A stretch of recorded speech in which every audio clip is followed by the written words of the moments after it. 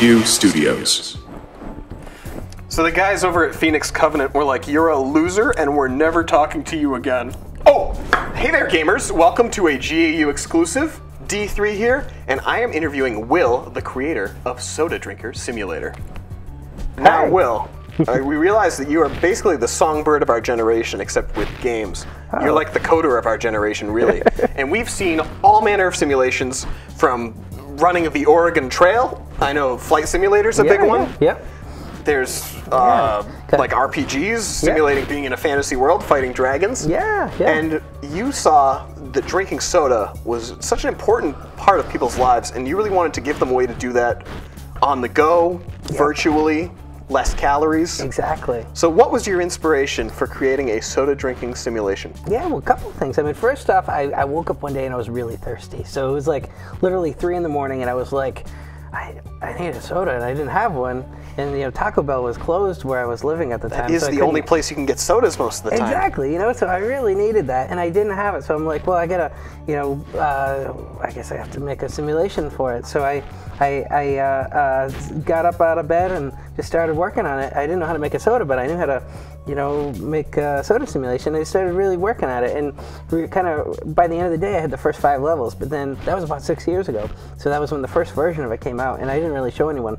And then around last year, we re-released the version, or the first version of the second iteration of it, which was we really fine-tuned the soda dynamics, the carbonation, the condensation on the cup, everything from the weight and liquid dynamics of the soda and stuff. So we really wanted it to be like the Microsoft Flight Simulator of soda drinking, and with very intricate controls and really fine-tuned controls and things like that. So try and make it as realistic as possible. So absolutely, it's definitely really like a Cinderella story. I mean, 6 years ago you were just thirsty, and today we have like a huge game. You were in the Humble Bundle recently.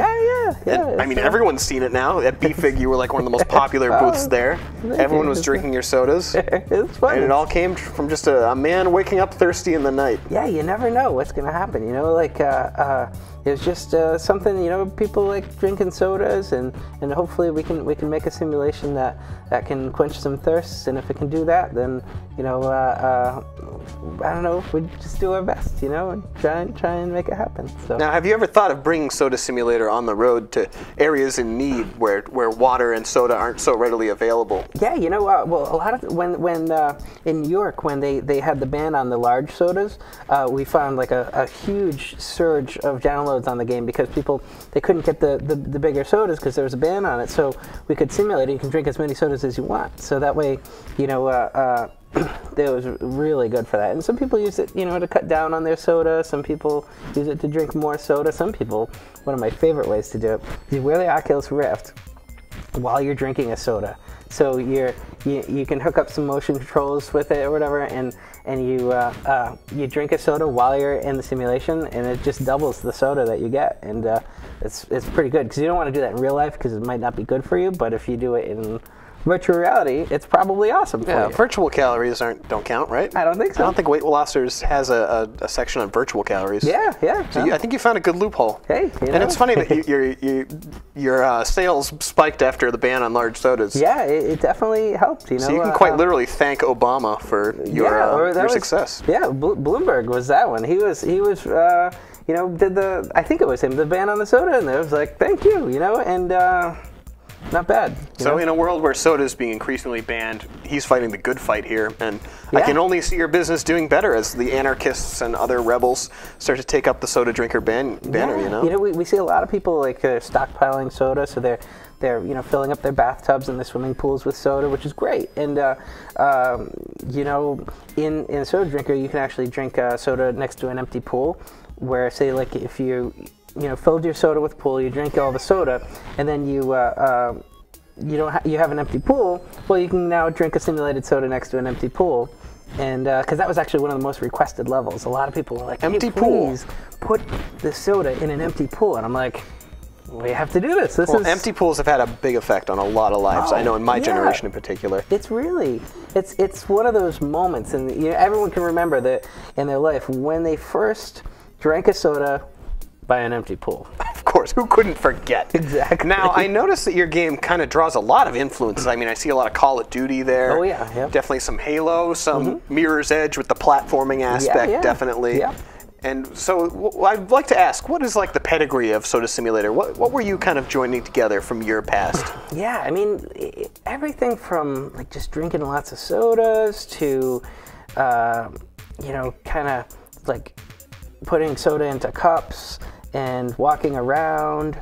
A lot of like the things that you need to do, you know, when in a simulation, we really tried to capture that, the thoughts that you think about when you drink a soda. So, and also walking around collecting bonus sodas, because I saw one the other day on the street. Someone left a bonus soda on the ground. No one picked it up, and I'm like, I could get it, but I didn't because I wanted to, you know, wait until someone else could get it, because I got a lot of sodas kicking around. Just because you make a game about sodas, sometimes people give you sodas, so it's like, you know, I didn't want to hog any sodas. Yeah, so. These bonus sodas, or bodas as I like to call them, really are a big impact in your game. And your game also has a lot of other like interesting niches. For instance, the game within a game. Yeah. Would you care to shed some light on that? Sure. I understand it's quite comprehensive and expansive. Yeah. So that game's called based off of, it was inspired by a Harry Nilsson song from a movie called The Point from like the 60s. This animated. I know the movie. Yeah, it's awesome. I'm a thespian of the stage. I've seen it. It's so good.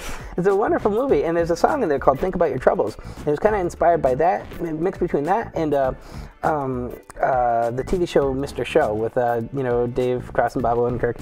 And just the way that the skits would tie in from one to the next I really liked that. And I was like, that would be an interesting mechanic in a game.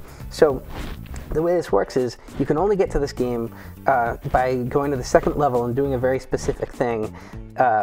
The second level Soda Drinker, and then it unlocks a game actually 10 times bigger than Soda Drinker. A very specific thing, huh? Exactly. Can we get a hint? If you stand next to this rock for about a minute, it unlocks. The rock, okay. Yeah, and the rock. You guys know what we're talking about. Exactly, yeah. And it'll unlock a world totally different than Soda Drinker. So like Soda Drinker is a very advanced simulation, you know, all about realism and you know, bring the player in that way.